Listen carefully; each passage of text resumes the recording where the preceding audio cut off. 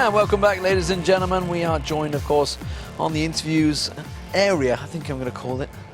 I'm not quite sure on the name yet, but it is going to be Clicky D and Nick Wu, the brothers of different teams. Unfortunately, this time it is Marm that come out victorious. And last time you guys met, actually, it was Complexity that came out on top in the North American Live qualifiers. So straight away, it's got to feel good for you guys, straight off. Yeah, it feels good. I'm not gonna lie, it feels good. You're not gonna lie, It feels good. Obviously, you've got revenge this time around. Let's go straight through the picks and bans between you guys, really. You both knew each other well as a team. Obviously, we saw some targeted bans. They took Jarvan away from you. They targeted Mega Zero a fair few times. Chupa was also targeted for a few. Was there anything new that you guys just thought, we're gonna have to throw something new against these guys? They know us so well. No, after our loss yesterday, we decided to go back to playing standard, especially since we have our new lineup now. We were trying like too many lane swaps, like 2v1 mid, too many invades, so we just decided to go back to playing like standard lanes, and it worked out for us today. And Nick, of course, they took Zed away from you that we saw use against TSM yesterday. We thought you were going to go with Jace, but instead you went with Elise this time. Yeah, I've been practicing Elise. Trooper has been practicing some on Jason. We thought, oh, he has Udyr. They had an Udyr, which we thought Poke would be good against. Shen is, and they had Shen, we thought Poke would be pretty good against. And like their only hard engage was the TF and Shen, and we thought we could, work around it some way if we didn't just, get owned in the lanes. As you saw, we did get stomped, so our plan didn't really work out. But yeah, I think we could have won if we just had a better early game, but congrats to Martin. They played it extremely well. Well, we saw Complexity obviously take the early invade. You guys tried to go in and get the red there, but Claky, you managed to steal it with the smite. Best mechanics, huh? That was really interesting for me to see what they were doing there. I didn't think we saw them going to our blue. Mega Zero had spotted them going into our blue, so immediately the rest of us ran to their blue, and then we saw them run down the river. So we went back to our red, and then we had a little battle at our red. And I don't know what happened, but Lotta Mortis smited it really, really early. And then I was able to just take it after that. So that was a pretty big deal. Trying to catch you by surprise smite. I was shocked. You were surprised, all right. While this was all happening, the top lane, what was going on there? I mean, Mega Zero managed to burn the flash very early on of Brunch U. That's what I was asking Clark. We didn't really communicate much of what happened. I'm just assuming that Brunch somehow got into melee range, and then he got hit by a Tiger Stance, and that's gonna blow your flash. That thing does way too much damage. He probably had a fort pot running or something, and I guess Brunch just didn't respect the damage, or somehow he got close. It wasn't really actually communicated to me exactly what happened. It was just like, well, my flash is down. I'm screwed, Yeah, I was just thinking, well, that maybe it's not so bad. But I guess maybe when his flash was down, it ended up that Mega Zero got way too far ahead of me. Somehow, maybe he just now had pressure in the lane just because of that, like his own pressure, and he wasn't being pressured 2v1, so he could get more CS than me. And then when we decided to finally trade back, I couldn't do anything to him.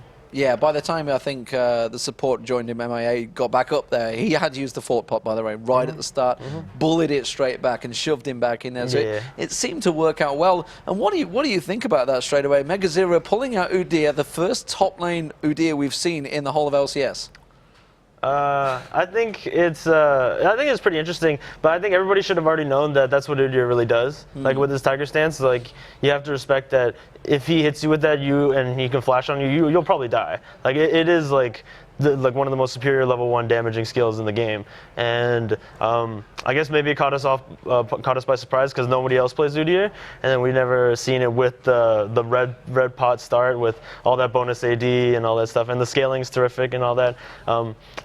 I guess he just wasn't ready for it, and then we paid the price. Caught him by surprise. And I want to talk about the Dragon fight. We just looked at it on the replay, and it was really probably the major turning point right then. It was kind of the sealing the deal, I feel. It all started off with your Shadow Dash, straight across, got the taunt in, Mega Zero came from behind. Was that all preemptive, or was it just a case of, oh, we could win this fight, they're staying around? Most of it was planned out. We knew Mega was coming around from the behind. We knew that we could win a fight, especially if we engaged onto them. And if I taunted in, and then I would be in the front, and then the players behind me, like our Draven and our TF, would be relatively safe to do damage. And Draven's early game damage is ridiculous. And TF has AoE damage and a stun, and Udyr also has chain stuns. So like we knew if we engaged the fight, especially in an enclosed area, we would win. So we just went for it. You kept them in control. And And what about Echo's random ultimate going in there? We thought he's got Azonya's hourglass. No, he doesn't. He's just going deep. And you kind of had to stand united. Was that planned? You were just like, I'm going to go in, ult you after me? Yeah, it was 100. It was completely planned out. We wanted to engage right there, so I told Echo, pull your gold card, ult in, and I'm gonna ult on top of you before you even port. So as soon as he went in, he still had the Shen shield, and I also ported to where he ported. So we got a really strong engage right there. So, and I want to talk about, obviously, between the two teams, you yourself had a lineup change this week. It's definitely been a bit of a rough time for Man. You were on a 6-0 losing streak, 0-6, I guess that is technically. How do you feel the shake-up's gone? Obviously, Nientonso's come in, you've lost the support, stepped out, Heartbeat switched to support. That's a lot of changes for 1 week. It is a lot of changes. I think Nientonso is one of the most talented players in North America, if not the world. I would put him probably top 3 AD players in the entire world. So it's really, really great to have him on the team. The only problem is we hadn't had much time to practice with him. We had only had about 1 day of scrims with him before going into this week's matches. So it was shaky. We ended up losing to Dignitas. It was a pretty crushing game for us, but we just need to practice a lot more with him, and Heartbeat's showing that he's actually a really good support player too. So. And final question, obviously, to the two of you as well. What's it like to be here as brothers, playing in the same league? I've got a brother myself who hasn't got a clue really what I do. But to have, your brothers on separate teams, you get to face each other. You're all paid professional players. It must be awesome. Yeah, it's amazing. I never dreamed this would have happened, and I'm just so glad we had this opportunity, the LCS and everything. All of our time just not going to school and playing games and stuff actually finally paid off. And I think it's great that we still get to keep in touch. We're not separated. We've gotten closer just by having being in the same field, I guess. And I think it's been fantastic. It's been absolutely wonderful. Well, thank you very much, guys, for both joining us. It's been fantastic to watch you guys progress as the LCS has grown, of course. We are, of course, going to go through the last 2 matches we've seen. Of course, Dignitas are going to be coming up in a few moments, but Team Solo Mid taking down Counter Logic Gaming earlier on, and Man, of course, just picking up the win against Complexity. It's over to Freak. Thanks, D-Man. I'm here, and I want to break down some key plays from those games. So first off, it's trademark TSM aggression against Counter Logic Gaming. I talked to Reginald before the day even started, and he said, we're just going to pick Assassins. We're going to go all in against CLG. They don't know how to handle it. As the commentators mentioned during the game, Doublelift is actually still recalling up in the top lane. He's not in this fight. TSM knows it because Doublelift was farming their minions. They have vision. They know it's a 5v4, and they can engage on in. And who are they going to go for? The biggest threat still alive, and that is Lynx or Yana. They're going to go all in for this one. Let's play the clip out at half speed. Let's see what happens. Reginald goes completely in, completely bursts him down. They ignore Hotshot in the top half because he's Karthus. He'll do damage even if he dies. They kill him before the shockwave even comes through.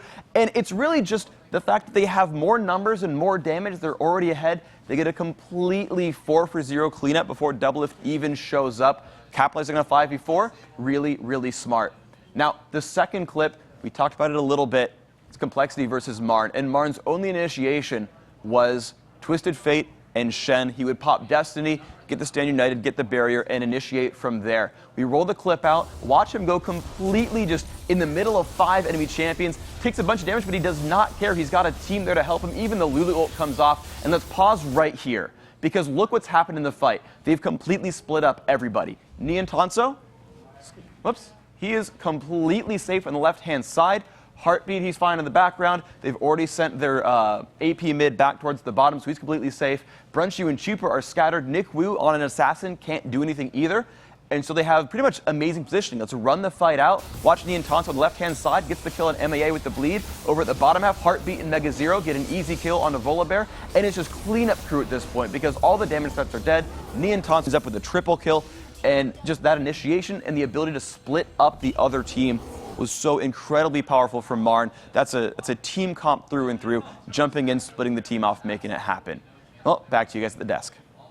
Thank you very much, Freak. So, let's check out what you guys at home have had to say. Earlier on, we asked you if you could sub one of the North American LCS players onto your favorite team, who would it be and why? So here's what you tweeted towards us. Of course, it is going to be is back 08. 08. I wonder what that means. And it goes, said, I would put Zuna from Vulcan into TSM. Wow, that's an interesting one straight away. Imagine Zuna's aggression with Reginald's aggression. GG's everywhere. Plus the yelling from Zuna. Everybody put him on a team, and it's going to be extremely loud, that's for sure. Colt Zone has also tweeted, and he said, I'd like to see Voyboy on CLG again and Hotshot as the coach. Ooh. Interesting, because the reason, you know, not only Voidboy but also Saint were moved off CLG was because they didn't mess well with Hotshot. So if he was the coach, might work out. It may well change things around. Of course, the final one is Watch Ya Talk. Wild Turtle in every single lane in any team because he has played fantastic, going 3-0 here for TSM. The first time Dyrus said that TSM have gone 3-0 in this week, and it's with a substitute. Thanks again, everyone, for your great responses. If you have anything else to share, hit us up, LOL Esports, #LCS. Now, don't forget, Week 6 continues with the European LCS on Saturday at 3 a.m. Pacific. Yes, I know that's pretty late for you guys. It does, of course, mean it's going to be 11 a.m. Central European time. Plus, we're going to have a special treat. We're starting the week off with some blistering champion challenger matches. Who is it going to be? Well, tune in. You can see it's going to be Meet Your Makers. They almost made it into the LCS. They're going to be taking on TSM Gaming. TSM on my mind. TCM Gaming. Of course, those guys have been around for a long time in the gaming scene in the UK. So I'll give them a shout out. Followed that is going to be Mistral battling it out against Team Alternate Aranea. And the Pharrell Lord, the Elo King, is going to be back. Can he get in there? They're going to be facing off for a possible shot at the pros. That ELO blade. We'll see if it's effective or not. Of course, we've got much more for you here in the North American LCS. When we come back, it's going to be Vulcan taking on CLG. Don't go anywhere.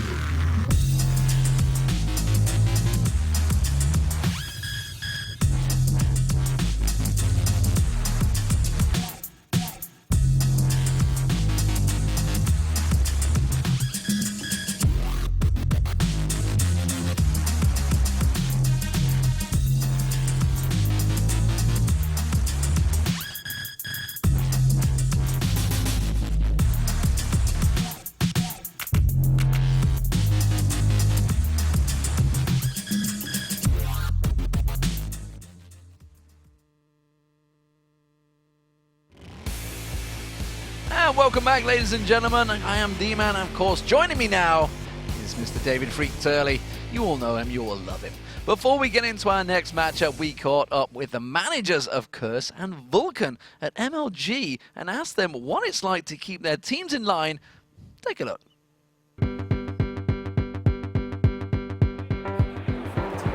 My name's Steve Aronset. My in-game tag is Liquid112. I'm the director of Esports for Curse, and I also work closely on managing the team. My name is Christina Laird, and I am the team manager for Team Vulcan. Christina's a great manager. I'm not just saying this to for the interview or anything.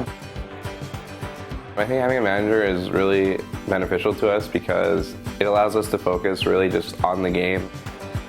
You would think that it's just scheduling and getting the team up and ready to practice and kind of organizing things, but it's so much more. If the team have any problems, they would come to me. A manager is pretty much all the stuff you don't want to deal with, they take care of it, so you can always perform at 100%. It's a coach, it's a parent, it's a mentor, it's sometimes a psychologist. I guess I would be part team mom, part whip cracker, and part friend. Also the business side, handling all the sponsorships, the marketing. I have to talk to sponsors, I have to make sure that everything's good with Riot, to deal with travel arrangements. So I handle all of those things, or try to.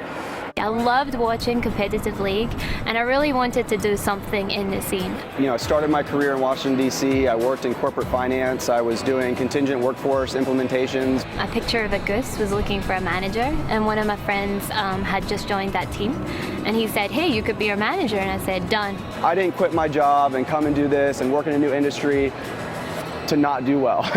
So far, Vulcan has been awesome. The team are really fun and playful with me, and they give me a terribly hard time. We all love her, we just give her a hard time just because we can, and she gets riled up, and it's funny for us. I don't know, we just tease him all the time. And he's just like this big kid, even though he's like a decade older than half the team. Watching the games is the hardest thing for me because I feel like that's like the moment I don't have any control anymore. You can see a gank coming, and you're just like, I know this is happening, I know this is happening, oh please, please notice. So then I start fidgeting and I'm rubbing my hands and biting my nails or whatever it is. So yeah, it's a little nerve-wracking. I'm like a very competitive person, so if we lose, I'm like, this sucks. This day is the worst day of my life. And when we win, of course, I'm really happy that all the hard work that everybody put in is worth it. I've put in insane hours into this. I can't even distinguish personal from work time anymore. It's impossible. They would definitely survive without me, but they would be living in a trash can by the end of it. I love those guys. They're great. I feel like they're family to me at this point. I love my job. I love esports, and I love League of Legends, and I love managing my team. I would say that I absolutely love my job. All right, bit of an inside joke, but Gnome Sayin, the Vulcan manager, though she sounds Irish, actually Australian. Some of you will get it, the other of you will have no idea what I'm saying.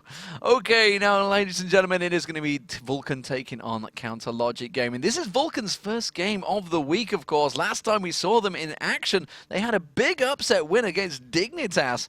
We'll have to see whether CLG is there next on the list. And of course, this is the third time these guys have matched each other. The very first one, Vulcan, they got their very first win of the season against Counter Logic Gaming, running a long-range poke team sort of headlined by Mandatory Clouds Needly, and it was a really good showing. Then the second time, CLG crushed. It was a very sort of one-sided game. They picked hardcore initiation this time because last time they didn't, and so they couldn't deal with poke at all. And because they were able to start fights, Doublelift went 10-1-5. He was brutalizing everybody on Vayne. Had a really, really good match there. And, we'll see which CLG comes out here. Yeah, and speaking of initiates, of course, Smithy, he's been really helping out Zuna a lot in that bottom lane. Exactly. This is kind of the thing that we've seen Vulcan do more than anything else was get Zuna rolling. He had been kind of the guy holding them up throughout the qualifier, and even in the first couple of weeks there as well, he had always had really good games, and Smithy spent a lot of time pushing him forward. Again, in that win that they had, he just kept showing up over and over and over with Hecarim and just trying to get Zuna rolling, and it happened pretty well for him. Well, of course, and talking about it, the fact that Doublelift did get that score, it's kind of proving why Vayne's always banned against him now, and why the hell not? I mean, it's kind of like his key champion, and it's something you have to take away from him. Every team has learned that now. He never gets to play it. Every team pulls target bans on somebody, right? For Martin, it's Mega Zero, they kill the top lane. For Doublelift, it's always Vayne. Like, you just don't. Even if you do plan to play Assassins, you still want to get rid of that champion. It helps you when you get rid of guys like that, and so you'll keep seeing target bans here. So let's take a look at the lineups, of course. On the blue side today, it will be Vulcan. It's going to be Psycho Sid in the top lane, Smithy in the jungle, Mandatory Cloud in that mid lane, and Zuna and Muffin Cutie as the duo and support lane. And on the red side, we do have Counter Logic Gaming with Hotshot GG up in the top, Shouster in the jungle, Link back here in mid lane, Doublelift on AD carry, and Aframu on support. So the question is, what will they do about this? How will they handle each other? Vulcan, they've got to sort of channel their inner self. What they did to beat Dignitas. I mean, the thing is, we've seen the bottom 4 teams always be able to pull themselves up and at least put close showings against the top 4. And I think just the fact that they've gotten wins here, all these teams have gotten wins like that everyone's going to be able to feel confident coming into the game, that no one's going to have the nerves, they're not going to feel too shaken, and they'll be able to just sort of bring themselves to that same level of play they expect to come out here. Well, of course, we were going to be able to get into Champion Select, so straight away, let's see how those bans roll out. Vulcan with the first ban of the day. What are they going to go with? Will it be Vayne straight away, or will they target? Yep, there it is. Of course. No missing. Kha'Zix's also being taken away from Psycho Sid. Is that all going to be Mandatory Cloud in the mid lane? I want to say it's Mandatory Cloud. So Man Cloud, the first half of the season we've seen so far was playing poke, Nidalee and Lux, Nidalee and Lux. In the last couple of play days, he's been bringing out the assassins. Diana, Kha'Zix, I mean, Zed could be in there as well. And he just sort of has changed his play around. You might have seen his amazing Diana game against Complexity actually at MLG. While they lost that game, he was at like 12-4 at some point. Mandatory Cloud has been on fire this last half of the season so far, and he's been playing more assassins, and it's really opened the doors for them. And as Reginald said about TSM, CLG is kind of weak to assassins because they only really rely on that AD carry, so we'll see what happens. Well, Singed has been taken away as well as Renekton. So first pick, Elise is available. Will they go with that one? Is Kale's available? But Nidalee is available, just as you talk about it. Mandatory Cloud, the poke strat, could they be going back to it? So right off the bat, CLG needs to be able to pick really strong initiation. Whether it's split push Nidalee and like a 4-on-1 the entire time, you need to initiate on those 4. Whether it's a poke comp, you need to initiate on those 5. So either way, champions like Malphite, they really want to be here to be able to hold up to that. So it's a popular champion for Hotshot GG. It's not been banned out. Jarvan also is available here. Those are 2 champions I would expect to see CLG pull out. Well, I got to point out that CLG currently 0-2 this week, so this is an important match for those guys. They really need to pick up a win. They've just lost to TSM, and really, it wasn't even close between Dignitas and TSM. So this match, it means everything to these guys right now. It does. And talking to Vulcan when they came into the studio this afternoon, basically talking about the play so far, and they're like, what's going to be the biggest thing for you going into this game? And they said it would be TSM beating CLG. That CLG is a team that would tilt, that they would get down on themselves and start arguing. I actually overheard Hotshot talking about his Karthus top pick actually while I was setting up at the telestrator. He was like, no, I got you guys dragging, like I pulled a lot of aggro, you guys got a lot of pressure on the map, that pick was fine, we're doing well. And so they were like already kind of doubting themselves a little bit. We'll see if that ends up mattering here. Well, we can see Jarvan has been locked in, so Chowser's going to be running that, as well as Aframu on Sona. Let's see what Vulcan do. Are they going to go all in for the poke comp, or are they going to have something to back it up, some bit of meat on its bones? Well, speaking of meat, they are looking at the dog right here. They've got Nasus. They're looking at it, and he's been such a popular jungler as well. It makes a whole lot of sense. He's got, just Wither is amazing. And again, they're fighting against a team with Doublelift, right? They're fighting at CLG, who rely on him so much. And Wither, it's basically exhaust on a 15-second cooldown. So it even goes lower than that as you rank it up and all that. So Nasus, I think, makes a whole lot of choices, especially against CLG. Taking a long time over this one. They got 1 second to pick it in. It is Thresh, so it's gonna be Muffin Cutie pulling out the Thresh again. Another long range whiplash. And that's get the hooks. Oh, it's really, really good. Thresh, it's great because he's sort of doubly effective on the defense. So of course you can hook in, you can do a lot of damage, you put down the box, and then when they run away, they run through one wall of the box, get slowed, and you can chase them down. On the retreat though, they have to run through two walls of the box to get to you. You'll get slowed down on the front half, and you'll hit the back half. And so if you're playing this long-range poke, again, Wither as well, you've got a lot of tools for that, it's very hard for them to run at you and start a fight. Ooh. CLG, I mean, they're looking to battle here, right? They've got Sona, Jarvan, they've got Katarina. They're looking to get into that fight and deal damage all at once, which makes sense when you're facing probably a long-range team. Yeah, and they just don't want to get them near them, do they? If Zuna does go with Tristana, they've got the explosive shot, just launch him away. They've also got, looks like it's going to be Rumble. Rumble has been locked in already. Yeah, so, I mean, it's not exactly a full poke comp, but to be fair, the Equalizer is a pretty long-range spell. It is a weird mix. Like, we actually saw this, I believe, actually in their win against Dignitas, where they got the like long-range, like 720 no-scope needly javelins into the Equalizer to actually pick up kills once in a while. They are actually looking at the Karthus top, potentially. Again, I still feel like Malphite would work better in this lineup to start fights, but again, CLG, much better players than I am. We'll see if they do end up locking in Karthus here.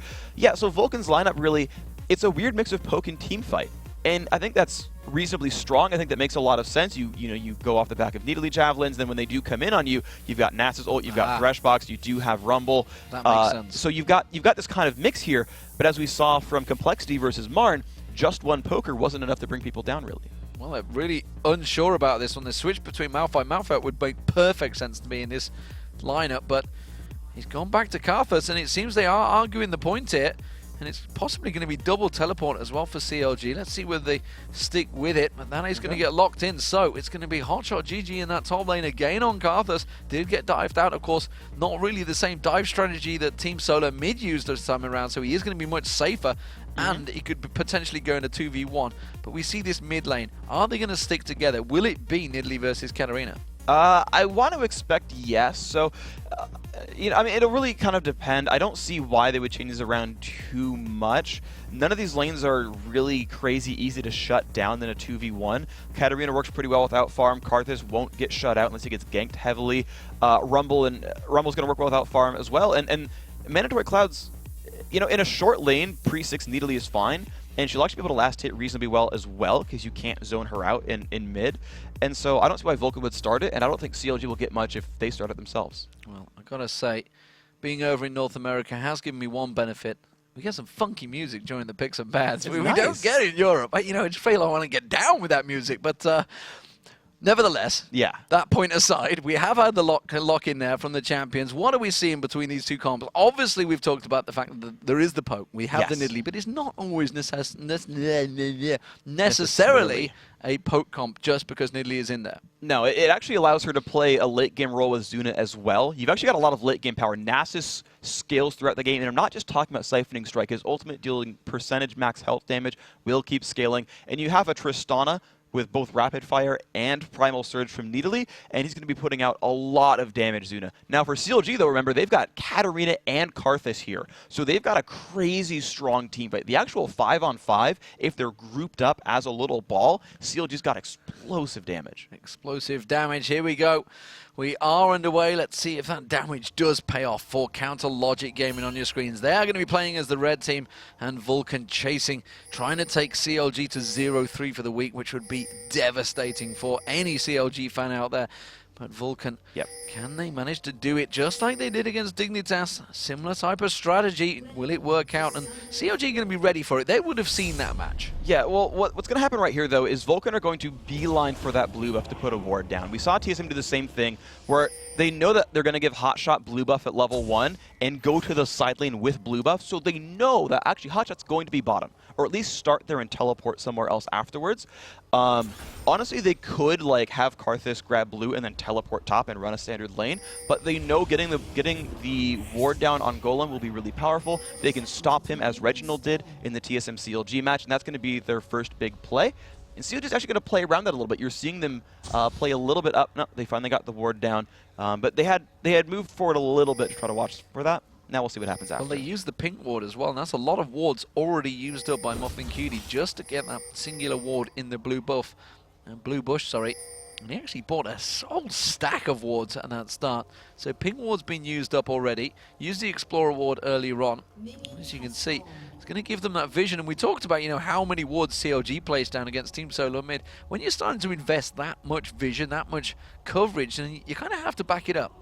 Yeah, you really do. You have to make something happen out of it. Now, CLG, we've talked about it a whole lot, but in their very first game of the season, they grabbed 7 wards, and they, with Syndra, stole away the blue buff, and it was a really great level 1 play, and it was worth it. For Vulcan, they've got to make sure that they're able to stop Karthus here. And the thing is, Hotshot's not even going to try, right? He knows they went for the ward there. They kind of saw them run around, and so Hotshot doesn't even bother making the effort. They know there's a 2-on-1 at the bottom lane, so he won't even get much out of it. We do see Muffin Cutie using that smite, taking that blue buff, so he's not going to be resisting, not going to be holding on, and he will go around towards that red. Double lift now in this mid lane, so it's looking like we're going to have double lift, and joining him after him, of course, looking like he's going for a bit of a walk with Chowster in towards the blue, but the blue is already down. They expected him to start at the red buff, and you know, they had no ward coverage at all. They spent so much time defending, they didn't actually look into Vulcan's jungle, so they guessed, but they guessed wrong. And that's actually smart by Vulcan. They knew it was a 2-on-1 top. They knew blue buff would get stolen after that, after Chowster grabbed red. So a great read there on Vulcan's side. Very good read. Muffin Cutie and Zuna down this bottom lane are going to be pressuring on the Hotshot, but as we did mention earlier on, despite the fact Hotshot can get dived early, he can easily farm from range. Yeah, and he's going to do what he can to last hit on turret. He's actually missed a couple there, but you will see him try to go for it. Muffin Cutie's actually trying to walk on top of caster minions sometimes to block that double damage Karthus Q once in a while. If it'll make a difference for last hits. We'll see if that ends up mattering too much here. Right now you're seeing both of these sort of 1v2 laners getting a little bit starved. Yeah, and he has to be very careful of that hook coming out from Muffin Cutie. He hasn't quite landed it yet, but Mandatory Cloud, he's taking a lot of pressure in this mid lane from Double Lift and Aftermove, keeping the pressure on them. Let's take a look at the top lane, of course. Link versus Psycho's Sid. It's a matchup we weren't quite expecting here, but it's certainly a matchup that he's going to be used to because we have seen quite a few top lane Katarinas before. And Link actually played top lane for them at MLG in the first place, so he's got a little bit of knowledge of what's happening there. You're seeing Manclaw take a heck of a lot of poke. This is a lane that can hit him from distance and not really take turret aggro back. And so what you're seeing from McSmithy is what we actually saw, I believe it was TSM do in their first game of the weekend, is constantly pull Nast to the mid lane to keep the turret from dying. Nidalee does not have wave clear pre-6. That turret is constantly under pressure, so letting the Spirit Fire to keep the turret from going down is actually pretty big here. Chowster's just off the side, maybe thinking of going for that early dive that we do normally see in the top and bottom lanes. This time it's all about the mid. You can just see the glimpse of the Spirit Fire off the side there, so we know Smithy is still in around the area. There comes the Demacia standard, but they don't manage to land anything, and they just hold on the lane a little bit longer, and that's really going to counter to the pressure they're putting in this bottom lane. Vulcan have to take this turret quick. And you can just see how much damage they're able to do here. Right there, you saw Muffin Cutie tank the Q shot to make sure they couldn't get the minion kill. That turret going down at 4.5 minutes with no pressure at all. However, CLG 3 strong mid are looking for the answer here. They're going to try and get this turret down, but it doesn't look like they're going to be able to do it. Meanwhile, you can see Link's getting pressure from Psycho Sid, keeping that flame spitter going towards him, and now we see it's going to be a shift around. Muffin Cutie heading up towards that mid lane. He's going to help Mandatory Cloud hold that lane. That's a really, really smart choice, of course. They've gotten their free turret kill. Zuna at this point can easily 1v1 Hotshot down there and not have any cares. There's no kill potential from a Karthus, right? He can't go in, there's no exhaust, he doesn't have the damage of the AP. So Zuna is 100% safe, even with the Jarvan jungle. And yeah, having the pressure now in the mid lane to keep that turret from being traded will become a permanent advantage here for Vulcan. Oh, and it is something we see. Is Afromu going to get caught out there? The spear came in, the lash is coming out from Muffin Cutie, but they didn't manage to keep the damage flowing. They just forced them back, but the danger already signs there for CLG. Yes, and of course what was so powerful there as well is that they have Wither into the death sentence, which is pretty much going to be impossible to dodge when you Wither a Sona at that point, so they're finding a lot of pressure there. Psycho Sid, though, he's actually, I guess he's not quite winning the lane. He's 26-33, but he's doing pretty well overall. He's doing a very good job. Both AD carries completely even, 44-44, despite being in different lanes, mid and bottom. And those harpoons keep getting launched out towards Link, but he's holding on. So what are we looking at? We're going to see, we're up to 6 minutes. Obviously, we've seen one turret go down. Lanes are starting to switch position here. Looks like we're going to have Mandatory Cloud going bottom towards Hotshot GG. So these two duo lanes, is this the right move? Obviously, it's simply Vulcan protecting their turret, but would CLG thinking, okay, we need to change things up here? They won't really have enough time actually in the mid lane. Oh my gosh, oh, that's going to be first blood, and it's going to be killed straight away. Afromu, the jump comes out. Zuna goes out too deep, and Double Lift picks up the easiest shot he can, and it's actually a double kill for Hotshot GG. That Requiem working perfect. That was an absolute monster of a fight right there. CLG got a pretty good deal out of it. Psycho Sid did pick up the kill onto Link, though. They had to really aggress hard to pick that one up. Smithy's going to be safe against that teleport. Yeah, just uses the lantern, gets away. Hotshot GG teleports in towards the mid lane. And just as I was talking about the changes, looks like we're going to have it. Hotshot GG moves to the mid. Yeah, he's going to be able to just farm up there pretty safely. Of course, you don't want to put Karthus into a long lane with a turret dead. Now that you're at this point in the game, it's very easy for Smithy to roam around. Even ManCloud as well, as a level 6 immediately, has a lot of kill potential as well. And they could just dive Hotshot over and over. They cannot send him to the bottom lane anymore. Anyone that he fights heads up will actually beat him there. So they need him just to get the farm going and use the more mobile champions of Ezreal and Katarina in the more unprotected lanes. So let's see if Hotshot GG can fend him off. Now he's up to 6. You'd think he can hold them wave clears a little bit more. Mandatory Cloud, he's going to get forced back. He's got Chowster actually collapsing around him in that bottom lane. Possibly going to come down around the tri-bush. Will he go straight down river? No. ManCloud will see him now. And Nidalee, of course, a very hard champion to pin down. Yeah, I think Chowster, he should have kept going through the river as he was when he went to ward there, because once you're up that far, you tend to ward tri-brush more than river. Hotshot, wow, still, again, taking damage. This is a difficult place for him, but because he has a turret to run to, it's not as easy to dive him. It'll be a risky proposition if they go for it. Yeah, Smithy around the side there, and Chowster had to come in defensive formation. Of course, that's the danger of having a Thresh on your lane. If that hook lands and your AD carry is ready to back it up, that can be a heck of a lot of damage going down towards you. Now Smithy, though, coming around in the offensive capacity, and he is going to pass by a ward, and they are well aware of his position, but the damage continues out there. And plan to put a beat down on this mid turret now. Hey, they're definitely trying to. They've got a 2-on-1. They've got the ability to pressure Hotshot and deal a bunch of damage. They're going to keep looking for that. Well, we just saw the spears onto Doublelift. No matter how many times you see Nidalee spears, you always get the oohs and ahs, because the damage potential that could come out from them. Smithy, look at that. If that had landed, it could have well nearly finished him. Yeah, he's going to do a lot of damage there. Most mid Nidalees will max Q first, compared to the Bruiser Nidalees who will max E. Just to check, to sanity check, yes, of course, it is rank 4 into Q from ManCloud. That is a big javelin. And yeah, he's only going to get more ability power from here, so Doublelift's life will get more and more difficult over time. The only thing really saving them, of course, is the sustain from Sona. Yeah, true shot field goal from Doublelift there as it passes through the mid lane. They all walk past, back up through it, and it is going to be counter logic game and falling behind on the gold here. They are, of course, only a tower behind, but I mean, in terms of farm, they're technically above because they have that tower down. They haven't managed to get one themselves, so they have that gold in hand, effectively banked. Once they get one of those turrets down, the mid turret was very low. They are going to surpass Vulcan in gold. And certainly it's going to be an interesting situation if that does happen, because you kind of saw the early game kind of go so well for Vulcan, and now CLG are really holding themselves to a pretty good standard. Now I want to really point out Hotshot GG's farm, because he's got 55 minions, of course had that double kill, and he is the biggest late game terror here for CLG. Like, we normally talk about Hotshot being, oh, he plays tanks, he's initiator, he gives farm to his teammates, he's a distraction. In this game, it's actually on Hotshot to be a carry, which is kind of a rare role for him. Well, we see Psycho Sid and Hotshot GG there. Psycho not really been against him, he's been up against Link the whole time, and Link, of course, is also a terror. He can snowball so quickly on Katarina, and it could be an issue if they were to allow it. As it is down the bottom lane, they are getting some free farm going on here. Doublelift and Aframu, they've got to be careful they don't let that Ezreal Sona combo get onto a turret, because they can take it down very, very quickly. Smithy's still on top towards that pink ward, and we are going to see Doublelift going back. Vampiric Scepter almost completed already. Early rush there, and he does finally pick up his first boots, whereas Zuna, he went for the Berserker Greaves very early on, and that pickaxe. So we'll see how these builds end up developing, of course. We've seen Doublelift go for the Bloodthirster over and over and over again. Zuna certainly looking like he wants an Infinity Edge, which is standard fare for Tristana. Tristana is one of those auto-attack based AD carries, more so than Graves, Ezreal, etc., who will use abilities a lot more. And so Infinity Edge is pretty standard right there.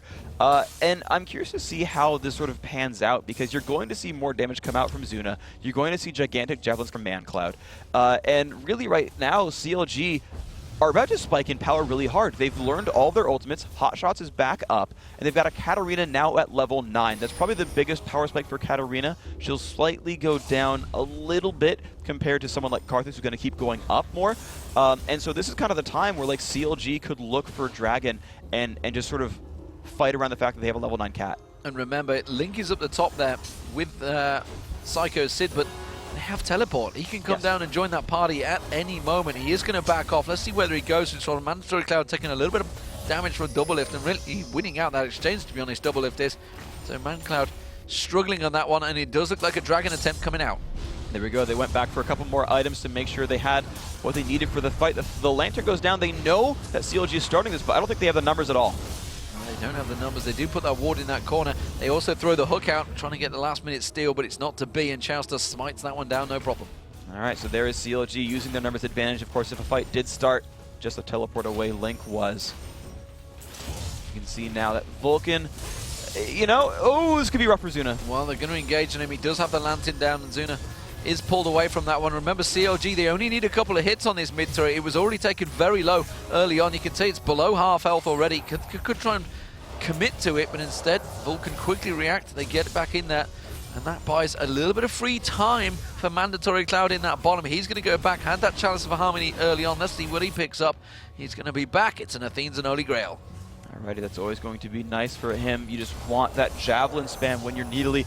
The 20% cooldown reduction, the extra mana regeneration, even some AP. It is really the perfect first item for that middly, the AP mid champion there. So that's actually a standard one. You're grinning at me, D-Man, but like that's not even mine.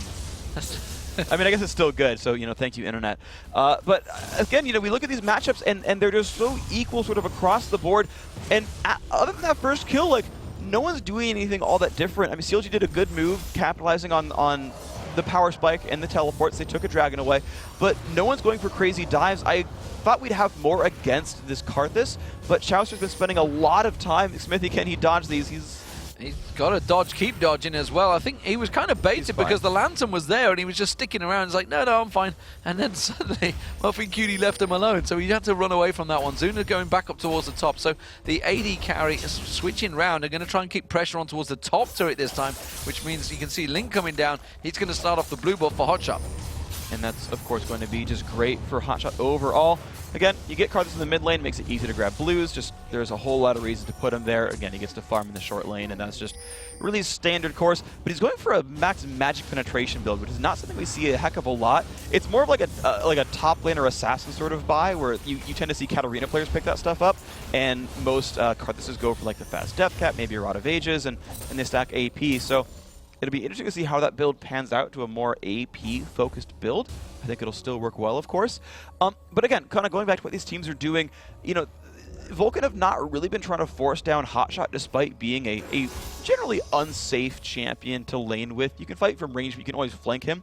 And Chowster's been spending a lot of time waiting around in the mid lane. Generally speaking, he's been nearby, always available to counter gank. And because Vulcan hadn't vision ward anything, they were never really... They never felt safe enough to just go in on something like that. Every time that hook lands, Zuna manages to put a couple of shots on towards Aphromu. We did hear the pings of spears landing down the bottom as well, so Link was forced back. He's come back to lane. Of course, as it is, Bloodthirster versus potentially an Infinity Edge going to be built by Zuna. Chowster in that bush there, trying to see if they can bait them out towards it. Muffin Cutie has got that lamp, of course. He could just throw it straight in towards there and keep vision on it, but yeah, he's going to do just that and say, yeah, I see you. I see you. Get the hell away from us, guy.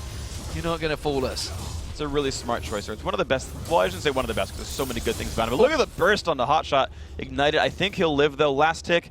He is fine. That was a little bit close. Nice attempt there by Sid.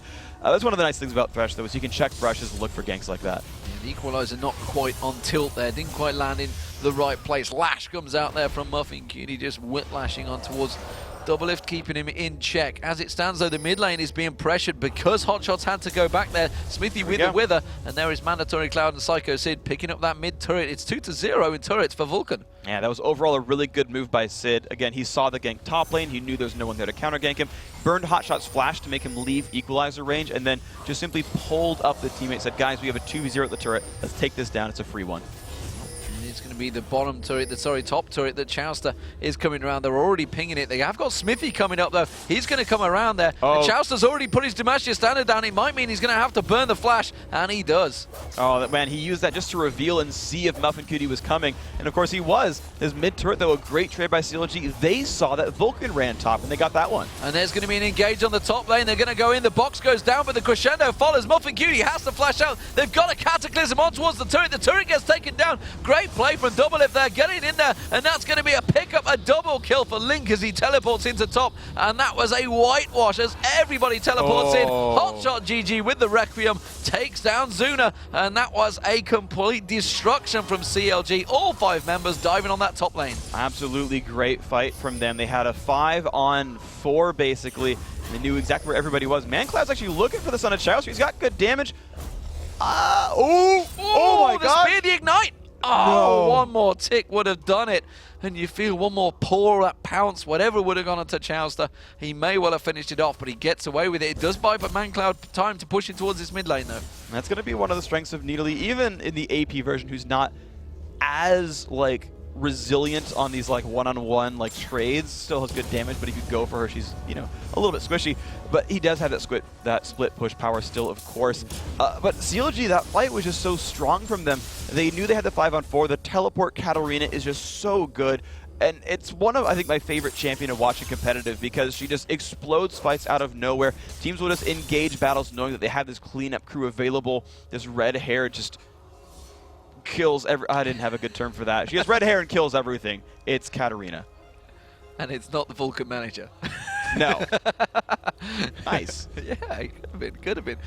As it stands, you can see Dragon is about to spawn and they're ready for this one. Oh, spear lands on towards Aframo, but you see it wasn't a full range spear. It didn't do a great deal. Oh, the hook on towards Doublelift actually pulls him out of the spear there.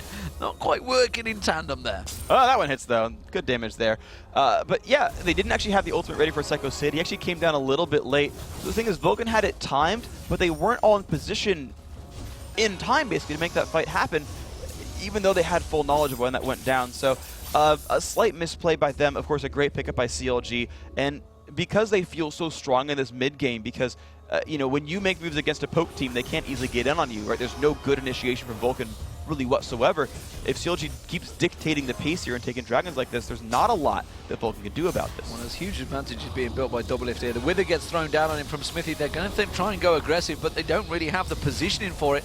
And Doublelift keeps them at bay very well with that Mystic shot. He's got 188 CS to 147. That Bloodthirst, the Phage in there now. He's going to get that Trinity Force out in a moment. And finally, the Infinity Edge does get completed by Zuna. All right, that's going to be the first big power spike here for Vulcan. This is actually, I think, the first time that they can actually feel confident is that, generally speaking, Zuna will actually out-damage now his opponent, and he's maxed Rapid Fire first. It's already got 5 points into it, 3 on Explosive Shot, 1 on Rocket Jump, and so he is actually a gigantic damage threat. There's 5 in Primal Surge already from Mandatory Cloud. Of course, he's level 13. So this is like the biggest power spike you will see from Tristana. If they go for a battle and Zuna gets to auto-attack because Sid and Smithy are able to frontline, and Mephicuti as well, he will just evaporate CLG's lineup. If Vulcan can find a fight somewhere, pushing top turret, something like that, it's their best chance to really turn this around. He's just getting some free farm in that top lane at the moment. They're going to keep pressuring on towards that top lane, but he is a long way off on his own. He has got the Berserker Greaves, the Rocket Jump. He can escape quite a lot of damage from the crowd control. CLG could try and throw it in, but it does look like he's going to go down bottom. ManCloud's been stuck down this bottom lane for a heck of a long time against Doublelift, and Doublelift is slowly but surely winning the battle. Yeah, ManCloud's got to kind of rely on his base mana regen, but you know, even when those javelins land, they're going to go with Smithy. They might be able to pick this up, actually. They may go aggressive here. There hasn't got a tower for long range, but look at the aggression from Doublelift. The spear lands, the Requiem comes out. It won't be enough to take down ManCloud, but it's definitely enough to force him at bay and make him think twice. And now Link is coming around. He's going to go in towards the Tribus. The spear lands straight on him, though. That will definitely make him think twice about engaging. There were a lot of smart moves at the end there. You saw Mandatory Cloud try to juke into the brush to dodge the Ezreal he knew was coming. Chowster knew that there was gank at the bottom, knew there's no jungler, could steal a blue easily, and Zuna might... Ooh, good he's had to explosive, force him away. Of course, Zuna did have the Requiem we used on him a moment ago. He kind of forces fights all across the map when them sort of things happen. And now ManCloud gets aggressed on. Can he just save himself? Yes, he does. Gets the heal down. And wow, Katarina is going like assassin style. She's actually rushed a Deathfire Grasp to try to bring down single targets right away. So they are just trying to initiate, get that one kill, force the resets, and clean up from there. It's an interesting build. I've not seen that before from a Katarina, but it's working really, really well. One thing I have seen is the DFG Lichbane combo. It is explosive. Yes. I mean, you just get to one-shot someone, basically. You saw Mandatory Cloud forced to flash away. And the thing is, he's still, like, he has some magic resist. He's got the Athene's Unholy Grail. He's overall got 82 magic resist. Ooh. still brought him down. They go Baron here. Here comes Chowster. Hotshot GG teleports in on the Demacia standard, and they are all in for this one. And Vulcan are miles away. They're not even going to get close. No, they have no idea this is even happening. Zuna's running by from the side, and they just will not find anything for this at all. Zuna walks in right after they pick up Baron buff. He's got to run. He's going to have to run. Rocket jumps just across the field there and into the trees, and is away. But that does mean the Baron sneakily picked up by CLG. They have a 5,000 gold advantage. They're equal on turrets, but I feel that is definitely going to snowball very quickly.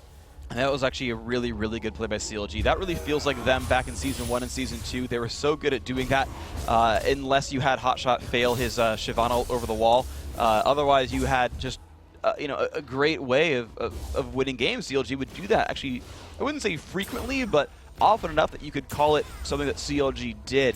And it worked so well many of those times. And, again, they're sort of going back to the roots, and they're not really being pressured that much by Vulcan, so they're kind of allowed to play their game, and it's working really well. Counter logic gaming. Let's see what they do. Now they have this buff. They are just going to shove straight down mid. Are they going to keep the waves cleared? Looks like it is. I mean, we're seeing Link going down the bottom, and they want to get that turret down the bottom. It's going to be the final outer turret, should they make it. And it has been taken down pretty low. We are seeing Psycho Sid moving into position, but it's the 4 members of CLG going up the mid lane that's going to cause problems for Vulcan. It is really, because now you've got a Baron up team. You've got actually a team with decent poke, to be honest. Oof. They should have the sustain for W6 to survive that. They can fight neatly and really not worry that much. It's a minion there, but they've got a lot of long-range tools. They're going to go in. Oh, the Flash Crescendo comes out, but immediately Flash responded to that, and the hook comes back out there, but they still got minions to tank up this turret. They could get a couple more hits in it. The spears do land on towards Aframu, almost full length there, but still didn't do a great deal to Aframu because he's built fairly strong. The Ruby Crystal he picked up earlier on, definitely helping out. He's going to go towards that Ruby Sightseered Stone, and Link, meanwhile, not even in close to this one. He's continuing to take the bottom turret, so CLG backing off them this one, but it's a safe back. Yeah, and Link has itemized himself for basically 1v1 fights, right? He's got a lot of Magic Bend, he's got the Deathfire Grasp. No one can really heads up fight him one-on-one. Mad Cloud can't, Psycho Sid can't. Zuna is just going to be afraid of him the entire way through, so Link gets to split push here. The engage possibly from Chowster, just getting a poke on towards Zuna, didn't Cataclysm into it though. And now Link is coming back in there, does have teleport if he's required to come in there. And, well, it's the CLG split push, but it's a different style. We are seeing Link being the split pusher, and now that top wave, that's going to push itself. The bottom wave, of course, is going to shove in. They're going to take this inner turret in the mid lane and keeping the pressure on towards Vulcan. That pressure is just kind of mounting more and more, as it's looking very, very good for them. For CLG, I should say, Vulcan are trying to hold on. Again, they still have that awesome Tristana combo to rely back on if they can pull it late, but they've still got Baron buff for about 45 seconds. And of course, that 6,000 gold lead, CLG could still look for another turret. Oh, and look, and Link is just hanging around the side there. He's potentially thinking of coming in for this one. I'm not sure Vulcan want to stand around and try and fight for this turret. They don't have anything really backing them up, and Hotshot is looking to try and flash engage here. You can see he's in defile position, ready to see if he needs to go in there. The hook came down. There's the equalizer coming out. Doublelift was taken low, but it's not low enough. And that Baron buff, along with the Bloodthirster, will just regain all his health back. That was a strange fight. Like, they got the pull and a double lift, and they knew that he had flash and arcane shifts. They didn't pile in, but then afterwards, he just kind of threw out an equalizer when the team wasn't ready to actually engage. It just felt sort of miscommunicated, though. I don't think they could have all in double lift and succeeded. He had cleanse, and again, those aforementioned escape spells. So, but now it's done without an AoE ult. The hook, the crescendo comes down. This time they are going to go deep. The Cataclysm catches them all in the box, but now it actually means Link's a prisoner on his own tower, and Zuna picks up the kill. Hotshot GG taken very low. He's going to get dropped by the spear, and they're all going to back out. The Requiem comes out. Is it going to be enough damage? No, it's not, and it's going to be Vulcan that goes 2 for 0 in that fight, but they do lose a turret from it. Oh, the turret's about equal to 2 kills, so the gold kind of goes equal, but CLG now, yeah, they will be forced to back away. They know they can't really keep pushing 5-on-3. Of course, Baron's still 3 minutes away. There's no comeback Baron, but of course they can steal away this blue buff. The CLG, honestly, that fight, I mean, you saw the glimmers of hope there. Of course, Vulcan can still win battles, but CLG, that went equal. Yeah, and I think the Baron had just worn off before the fight happened. So in the kind of crescendo, everybody went in, but there was a lot of flashes available so they could all get out of that Cataclysm. And ironically, it was kind of Link that was just left the prisoner in your own Cataclysm. It happens. It happens. It happens to the best players in the world. And right now we're seeing them in action. Vulcan looking to potentially try and see if they can steal anything around that mid lane. They are going to pressure on towards the top. The top turret did take a lot of damage earlier on from Zuna, so Mandatory Cloud's going to try and get up there and finish it off along with Psycho Sid. You can see Smithy and Mof and Cutie looking to try and set up some sort of gank just above them. They will hear, surely, Link taking down them golems. I don't know if you hear sound over Fog of War, so I'm not sure they would know about that just yet. But I like the anatomy of that red buff seal. Of course, a great dragon pickup by CLG, but you had Muffin Cutie running around with an Oracles to make sure they weren't spotted, and then he actually warded the brush they went into for Lizard and the brush across the way to make sure they weren't getting ganked at all, and so they had a completely safe exit, even if CLG did look to stop them. But CLG, they lost the red, but they took the dragon, which gives them that gold stretch again. 7,000 now is the lead. 5-3 in turrets. And Vulcan need to start trying to pull this one together because it's going to slowly slip away from them if they're not careful. Next Baron fight is going to happen in 1 minute 15 seconds. And really, that's where the pressure is going to come from. CLG almost certainly going to be ready and waiting for that one. You can see they're already positioning to start sweeping out those wards. Yes. And Vulcan need to be ready for it. Well, I'm checking CLG right now, and they don't yet have an Oracles. Now, I'm looking at the money. Aftermoo only has about 100 gold, so it won't even be him who picks up the Oracles. If they try to pink ward fight it, it'll be okay, but you generally really want an Oracle for that kind of stuff because you just tend to run out of them. Meanwhile, for Muffin Cutie, his actually has timed out, so both teams with a minute to go till Baron are without Oracles elixirs, and that can make really interesting things happen when you think you've swept out the wards, but you haven't actually. Yeah, and there is a pink ward in the banana bush as well. That is the only ward by Vulcan, by CLG, sorry, around that area at the moment. Vulcan have a lot of wards around their jungle, a lot of wards around the top jungle as well, so they're actually going to have full vision of the Baron area. They don't have the Baron itself warded out. They have good vision, no oracles from CLG. Doesn't look like they're really interested in this one. They do put the ward in the river. Maybe they are going to go up and start sweeping out the pinks. They can see that one, surely. Chowster didn't even bother clearing it. I would have thought so. Not sure. Maybe that's a... I'm checking their vision. They don't see it. It's slightly behind the wall. There's like that little bit of cliff blocking vision there.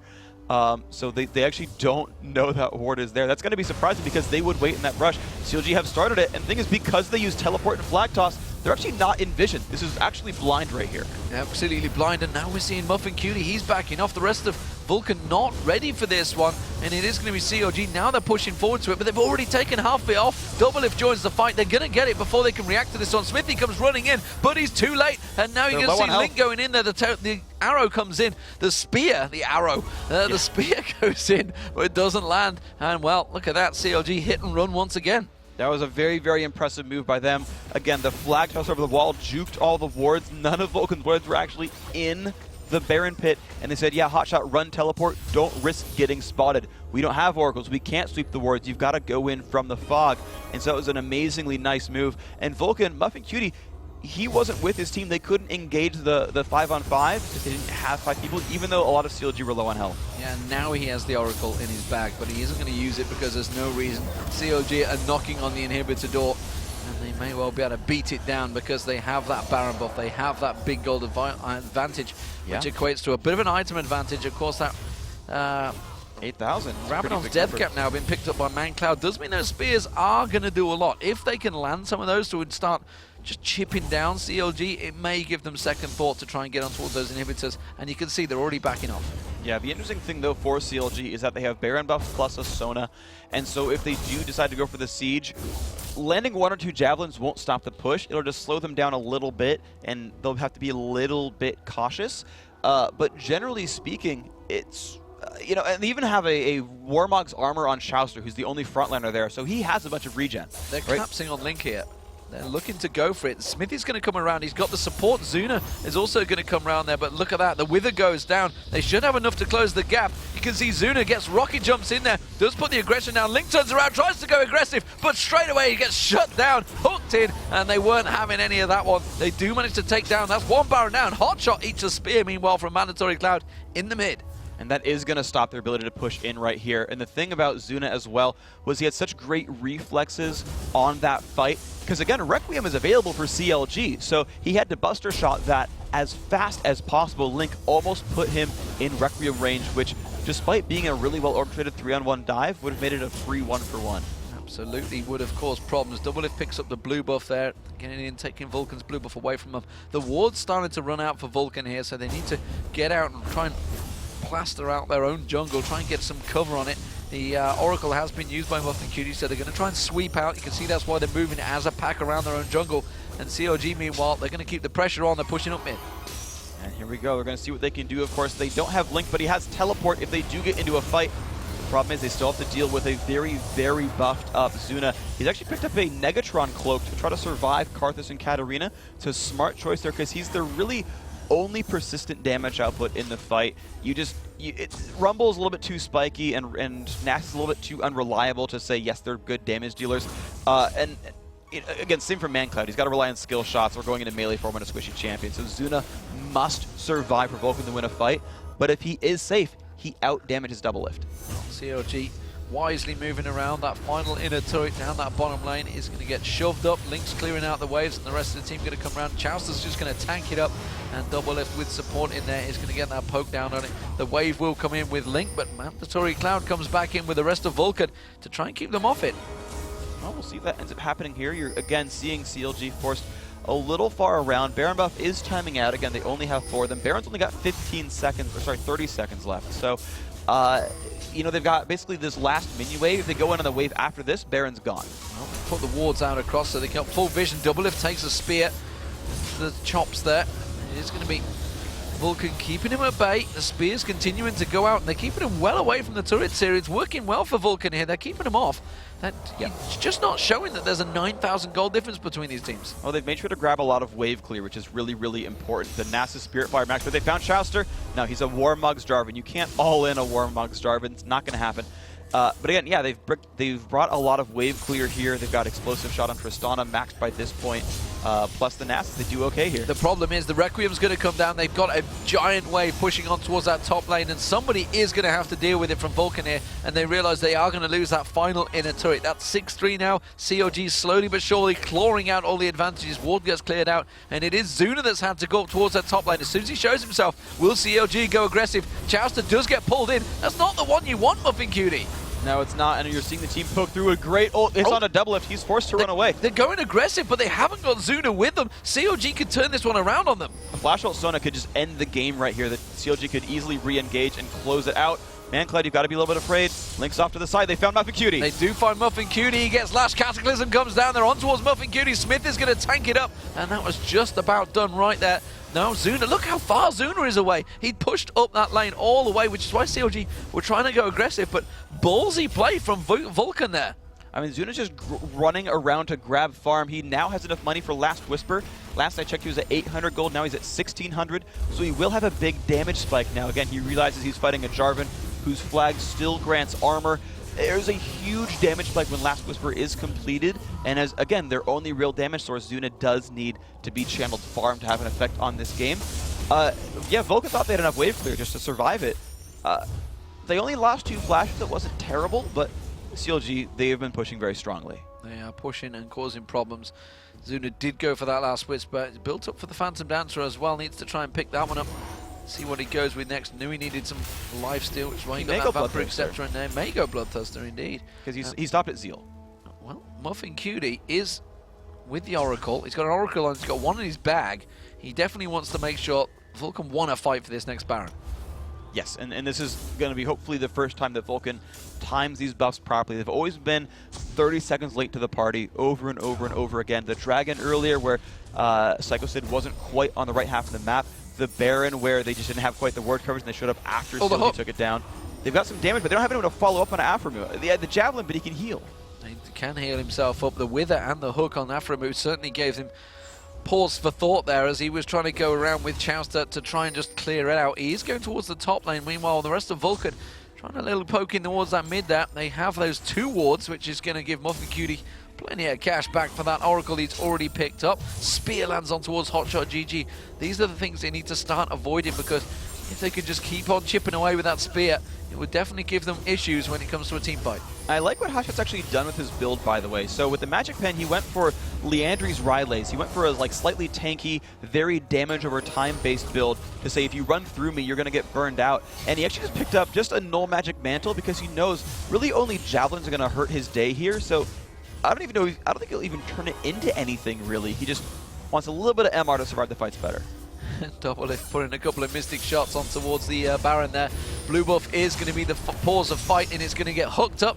Did he get? I didn't see who the heck took that one. No one's going to smite it either. You know you don't want to smite with Barons on the table. That was either Doublelift, because he has one on him. I didn't see anything of Vulcan, but Vulcan are pushing up the mid lane here. This may well be an aggressive base race here. Is it going to work out for them, though? They're going to go for it. They're going to try and shove in. No, everybody's backing off because they realize they're going to lose their inner turret. Zuna's going to continue pushing. And it's going to be the Requiem. That's going to prevent them all backing off there. And there goes the True Shot Barrage. CLG pushing on this one. They're going to drive in. They're going to get an inhibitor turret. But the rest of Vulcan having to come back. Is it too little too late? All of them backing off here. Now they can rush Baron. They're going to try and rush Baron, and that's caught Vulcan. No, they've realized it. They're running back to Baron. They've realized they're pulling away. They've lost an inhibitor for one inner turret, and now they're going to be a 3v5. Yeah, and 2 recalled and 2 and 3 ran across the map. They've got a 5-on-3 against Baron. Zuna and Muffin have to run across right now, but because 3 didn't recall, they're around to push them down. Look at the burn damage they get. They are actually going to stop the Baron. They've stopped the Baron very nicely. They're going to try and... No, they don't want to go for themselves. They can't try and fight this one themselves,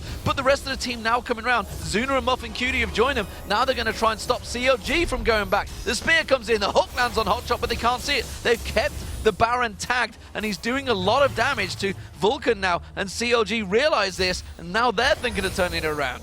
Vulcan thought they had dealt enough damage to CLG to say, look, you guys are going to be forced to reclear, your health bars are too low, we can burn down Baron, if you fight us, we'll just win the engage. The problem is Baron dealt so much damage back to Vulcan that they were on equal footing and said, okay, you're right, we can't do it. Well, Link looking to try and sneak around the side there on Zuna, thinking about it, and CLG just saying, we've seen this dance before, and we're going to go back in your base again. Can they try and bait them around? Vulcan do back off this time, but CLG have duped them. They've gone around the side, the pings go back down, and Vulcan are going, God damn it, they're back on the Baron!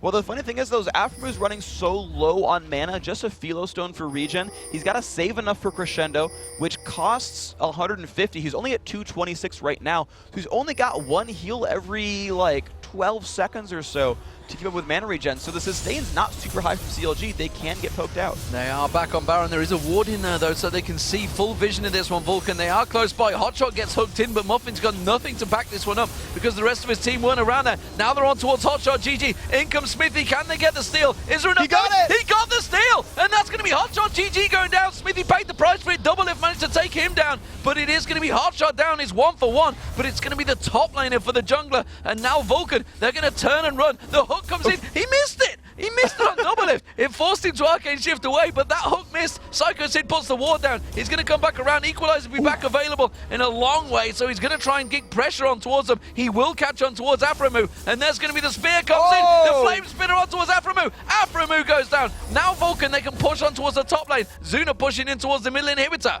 Zuna's safe here. He knows that Link is still low running away. He won't die to Chouster 1v1. Heck, he'll beat Chouster 1v1, I'm pretty sure. But Vulcan, they don't want to get too over-aggressive. Again, they know that they're dealing with a dead inhibitor, that minions are flooding into their base, and they can just farm out, which is probably their prerogative. They've got great late-game scaling.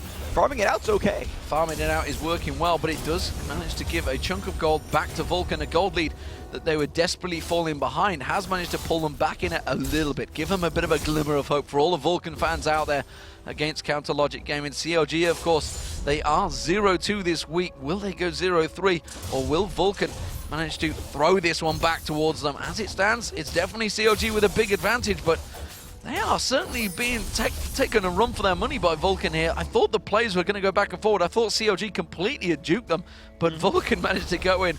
The balls of Smithy to walk in and smite it. That was definitely a great fight for them, especially this smite fight right there was awesome.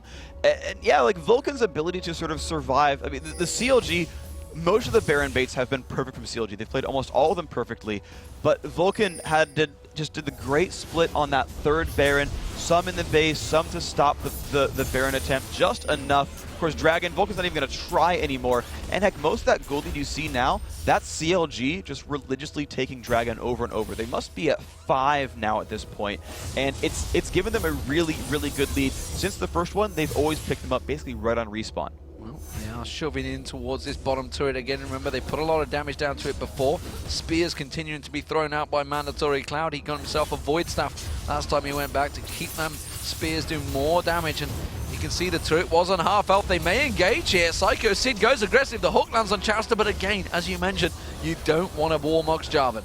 No, and of course he's going for Randuins as well, which means even Zuna will have a hard time fighting against him. Chowster right now sits at 196 armor. That gets shredded by 40 when you're fighting in the Nasus E, but it's not enough to really say, you know what, yeah, I'll go for him now. Well, there is a wave of super minions again coming in that top lane. Spears continuing to get tossed out by Mandatory Cloud, and that does give pause for thought. And again, Chowster tempting fate there. Spear starting to do some damage, pop the shield and managed to do a chunk of damage on towards Chowster. So if they land, as you see Hotshot taking one to the chops, it does cause problems. Zuna clearing out that wave. It's continuing to farm Zuna up, but still he's behind Doublelift. 401 CS now for Doublelift. Yeah, and you're seeing like the poke comp as well hold them off in a 4v5. And so what Aphromoo did was finally pick up a Chalice of Harmony. The MR, of course, helps him survive those needly javelins that deal magic damage, but also he knows he's been running out of mana spamming that heal. Next pickup for him, honestly, should be some kind of cooldown reduction just so we can get the heals out a bit more. Even ability power to make the heals more efficient, because he can't heal faster than those javelins taking his teammates' health bars low. So there's a little bit of something they've got to work with here. Mandatory Cloud finally, I think that may be the first blue buff of the game for him that he's been able to pick up there. It's been a long time, but that does mean, of course, that the spears can start being thrown more and more and more. Look at all those wards in the bottom jungle, the top jungle from Vulcan. They have full vision. They're doing exactly what they need to do to hold off CLG here. I feel we're going to go the long 9 yards here. We're at 7-6 at 43 minutes coming up. The next fight is going to be vital for both of these teams. Yeah, this game definitely has gone the 8 meters so far. Just decided to do that one. I don't know why. Moving on, though, we have, of course, Vulcan just scaling their way to the late game. Now, Mandatory Cloud, though, interestingly, is going for a Lich Bane, which surprised me a little bit because his game had all been about the long-range poke, engaging from afar, dealing damage, and then saying, okay, team, we can clean up now. With the Lich Bane, he's actually looking to go Assassin-y midway through this fight, but he's up against a Katarina and a Karthus. I don't know when he's going to get to walk into a middle of a fight to use that Lich Bane. Like, we'll see how it pans out. He might get this amazing assassination and close it out, but it's interesting. It's not what I would have expected to come out here. Now, of course, you're seeing CLG on the wave clear end. They've got a heck of a lot as well. Katarina, Ezreal, and Karthus, even Jarvan. It's going to be very hard for Vulcan to actually make that happen. I think it's up to them to actually split push, do that sort of dig the toss, push 3 lanes at the same time deal. Well, this is the first siege we've seen Vulcan actually try here. The finally Mandatory Cloud with that blue buff. But Baron's run out. They are a good way behind in gold, but they are up at 7-6 in kills. And that in itself, they're going to think, yeah, we're behind, but we're not that far behind because they don't get to see this gold difference. No, they don't. They don't really know what it is. They know they're down a bunch of dragons, but they can say, okay, top laners pretty equal, junglers pretty equal, mid laners pretty equal, AD carries pretty equal, supports, I don't know who bought more wards, but their minion kills are only within 20. Just saying. So, you know, Vulcan knows that they're only down a little bit in in dragons, and they're down one Baron. So yeah, they'd guess 6K. Yeah, it would be a pretty accurate guess as well. A very educated guess. They can, of course, see that bulwark on Aphromoo. Definitely the first time, or first support in a long time I've seen actually pick that one up. Normally it's the jungler, because simply it's a very expensive item for a support to pick up. But nevertheless, with the advantages they've had, it's definitely worked out for him. And Baron, again, is going to be the focus of target for both of these teams. 50 seconds for that one. Everybody going to go back. Everybody's going to pick up the wards, the oracles, and they're going to try and get in and sweep it. There's Muffin Cutie with the oracle on him already. Vulcan going to try and position for this one. But as is, you see Aphromoo and Chowster coming with him. And I actually like, so you mentioned the runic bulwark from Aphromoo. I actually like that they had Aphro pick up the team aura items and let Chowster itemize for himself, because he is the only front lane tank there for the team. When you look at Vulcan, they've got Xmithy and Muffin Cutie to sort of tank up, and they're kind of splitting the duties there, right? You're seeing auras come out from Xmithy to help out Muffin Cutie on the front lines. Chowster had to itemize for himself. right? Warmogs into Randuin's. It was all about him trying to keep himself alive, and that's very, very important for him. And so they had Afram pick up the auras to go from there. And just so you guys know, plus 291 on Siphoning Strike. D-Man pulled it over and made sure it showed up there. Calling it out 291 plus 291 on the Siphoning Strike for Nasus. So Vulcan with the Death Bush attempt. He's spotted out, and look at this Link. He's going to be miles away. He's going to get in there. They're going to shove it straight through. CLG may be trying to force the fight here. Link may have to be forced to teleport. That's all they can do to try and save that bottom turret. Zuna's bought time, and he's going to get back down there and prevent Link from getting in towards it, because just a couple of shots really from Link would certainly get that turret low. And of course, CLG will start onto Baron. They do have the Oracles, so it's a little bit of a blind Vulcan here, putting as many wards down as possible. The Javelins, though, Afram has no health. They're going to equalize it. He's forced to flash out of that one. He didn't quite manage to get the Ignite down. He has got Leandris burning on towards him. Link back on that bottom lane. Zuna's running towards it. They're going to go for Baron. They're going to give up an inhibitor turret, I think, for this one, and possibly inhib. Can they force it, though? You can see Hotshot going to try and come around the side there. They have had to back away, and they're giving up their base. And Link is going to take another turret from Vulcan here, and Vulcan have had to just give up on this one because they can't fight CLG. And of course, CLG have gone right back into the Baron pit. Vulcan, CLG is just doing such a very amazing job of splitting this game up, because no one can actually force Link away. He's done so well this game, and this Baron is getting lower and lower. Are we going to get another Miracle Smite? They're going to come in, but it's not going to happen. I feel CLG are going to turn this one around. Crescendo comes down, and now Muffin Cutie gets caught out. Doublelift takes him down. Link is teleporting. Where's he going? He goes in towards his team, doesn't try and cut them off. But Vulcan back away from this one, and now a Baroned up CLG are going to cause all manner of problems for Vulcan. That was excellent play by CLG. Perfect splitting right there. Link pulled the right amount of attention. The turret kill was huge for him. And of course, now we're in a 4v5. Muffin Cutie won't have his ult, even if he does revive. This is going to be very hard for Vulcan. It's going to be very hard indeed. Like you mentioned, Link, and it was Zuna. Zuna, as soon as they saw Zuna was down there, it was like the only guy that really could deal with Link. They're just like, well, we're going to get a free Baron and a free inhibitor right now. You can see Smithy trying to keep them at bay. Hotshot taking a lot of damage there. It's Doublelift they're actually forcing the attention on. Oh, can they try and catch him out? They're going to go aggressive. Zuna goes back in. Hotshot GG forced to use the Zhonya's Hourglass. He's going to get caught down. Mandatory Cloud manages to land the spear on him, and that was a really good defensive work from Vulcan there. Can they try and cause the pressure down? You can see Mandatory Cloud trying to chase down Link, but I'm not sure that's a fight he wants in a 1v1, because Link, like you mentioned, is set up for that duel. Doublelift, oh, he's going to get caught with the spear as he tries to repel back in towards there. Vulcan going to keep pressuring up mid. That was excellent play. So I talked a bit of smack about that Lichbane, but the Lichbane auto attack from ManCloud is actually what took down Hotshot there after he flashed the Javelin toss. And now, of course, the 5v4 on their side. Hotshot's got 40 seconds. He will have Requiem when he comes back up, but now it's a 4v4. They don't have Muffin Cutie yet, but they've got minions. This turret is theirs, and possibly the inhibitor as well. Well, Lincoln's going to come in. He's going to get ready and waiting for this one. The pressure coming out. They're going to keep him at bay. And Vulcan have hit and run and taken that first inhibitor of the game away from a Baroned up counter Logic Gaming. What great commands there coming out from Vulcan. Nice. And now, of course, we see that Vulcan have actually rested map control. So they've taken the mid inhibitor down. Now the minions will flood towards CLG. And that even though they're fighting a Baron buff, again, they have long-range poke, they can deal damage from a distance, they're actually okay fighting a siege game against Baron, which is so rare, but in this case, it's actually fine here for Vulcan. And of course, you've seen now, Zuna has hit max items. He is going to out-damage Doublelift in fights. Ooh, Muffin Cutie throwing out the hook, but it was Doublelift he really wanted to go for. He keeps slinging it towards Chowster, and he's just not the one you want to go for. He's got that Randian's Omen and Warmog. True Shot Barrage launched down the middle to keep that wave at bay, and we may well see Link once again trying to get in there and push the pressure. He has got teleport available, but it's a long way away.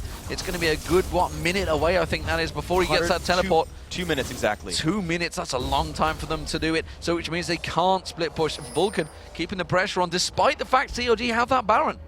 Yes, they've got Baron on 4. You're seeing the Pokemon. They will go for Zuna. No, they can't quite. The team can't follow up. Rocket Jump's going to make it very hard to jump in on Azuna. He's got to be able to manage that cooldown. Taking a lot of damage, that spear burning him down, and that's Hotshot's had to back away from this one just in time, though. The siege minions are coming out, though, so it's going to keep them away from that turret for a little bit longer. Zuna's going to walk up, no cares given, going to tank out the turret here. It's actually Smithy that's taking the damage. Lantern use. Hotshot comes back in there. They do catch the damage on towards Smithy, and now Chowster thinks about going aggressive. They're keeping the poke back and forward, and there's going to be the equalizer going down. Chowster's getting burnt down. He gets dropped. Crescendo though, and Link goes in. He manages to pop the ultimate. Ball gets launched away by the Buster shot. Zuna keeps him at bay. Zuna with the shots on towards Aframu. Has to back away from this one, but double lift. He's burning down the target. Zuna gets dropped. Mandatory Cloud has to get away from this one. Requiem comes down, and it's double lift with a double kill once again. Wow, what an impressive fight by CLG. They lost Chowster for free, but they managed to re-engage off of an amazing crescendo from Aframu and ludicrous damage coming out from Link. They evaporated everybody. And that team had focused so much on keeping Double Lift alive. He's got Cleanse and a Quicksilver Sash. They picked up Mikhail's Crucible as well. Of course, minions are in CLG's base and Hotshot's forced to defend them, so they don't get a lot of time to push back onto Vulcan's base here. Oh, good spear there landing on towards Double Lift. Timing it very well for Mandatory Cloud, trying to keep him away from this inhibitor. The middle inhibitor's safe. Of course, that did mean a Nexus turret went down there. I don't know if you quite caught that one, as well as an inner turret. So Vulcan picking up a lot of advantages despite the fact they lost that fight. So I just want to point out that Mandatory Cloud in no way had vision of Double Lift there. Pure guesswork. He saw him run down, because that turret you see on your screen right there, saw him run down that avenue, and he was like, and now. And Double Lift was like, well, bye. Well, that hit me straight in the face, and I'm going to back off. So, ManCloud doing a great defensive job. Let's have a look across the board. Let's have a look across the items. It's a 10,000 gold difference, but we're at 70,000 and 80,000 gold. So 10,000 gold is not a great deal right now. It's less than 10%, which is a big difference. Let's have a look at the items. You can see a lot of these champions, they're starting to get complete builds. Zuna, he's gone for that bladed scimitar on there as well, so which is absolutely needs to, because if he gets caught out by anyone, really, he's going to have to just QSS it off and just get the hell out of there. Meanwhile, let's have a look at Double Lift. He went for that Trinity Force very early on. He's now got the Infinity Edge. He's also got the Symmetry himself. He needs to be careful, obviously. There's hooks getting thrown towards him. The Bloodthirster, the Last Whisper, and he has got boots.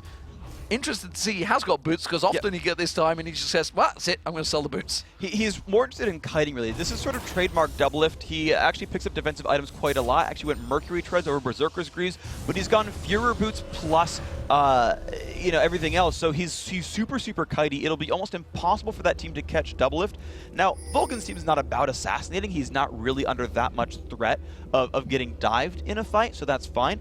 But again, he's got Cleanse, the Mercurial Scimitar, and the Mikhail's Crucible from Aframu. They are trying over and over and over again to say, look, we really need to remove Wither. Double Lift needs to put out damage here.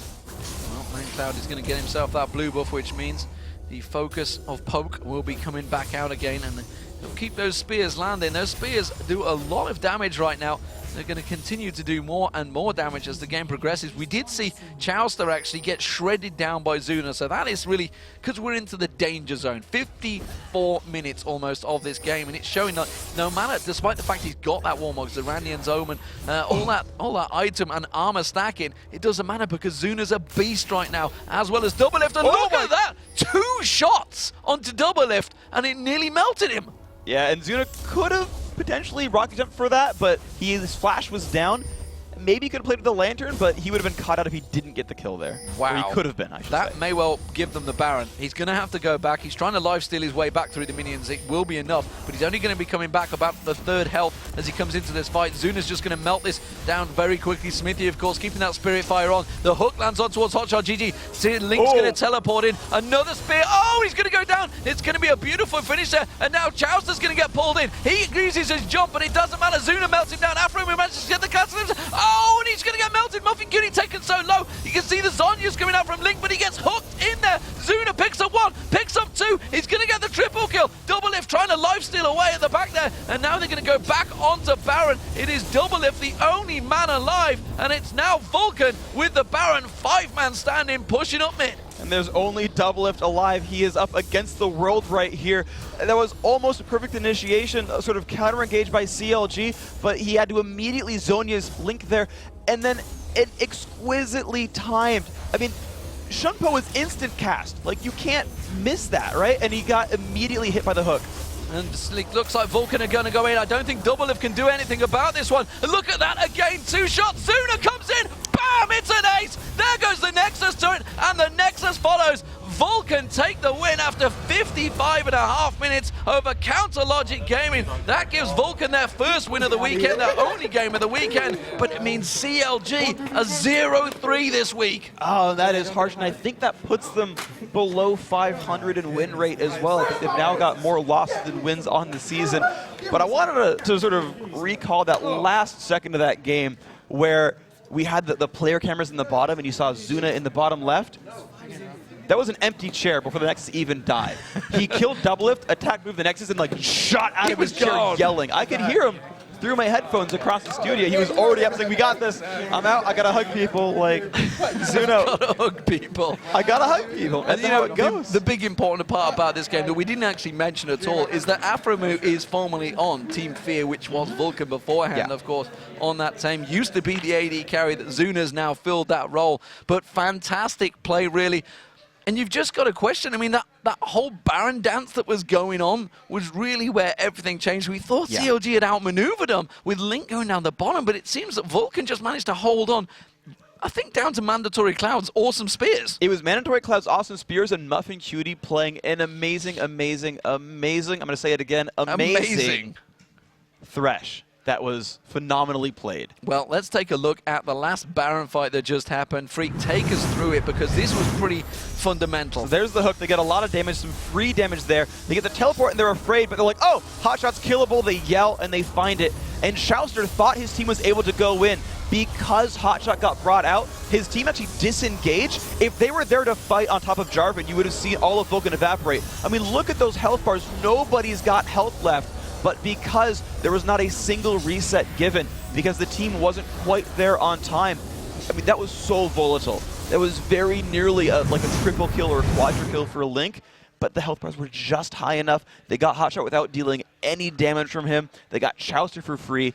A slightly split up fight, that game would have been entirely different. Well, a very, very big fight there for Vulcan, of course. Coming up, we will be speaking to Muffin Cutie from Vulcan, and then it's our final match of the day. It will be Dignitas versus Complexity.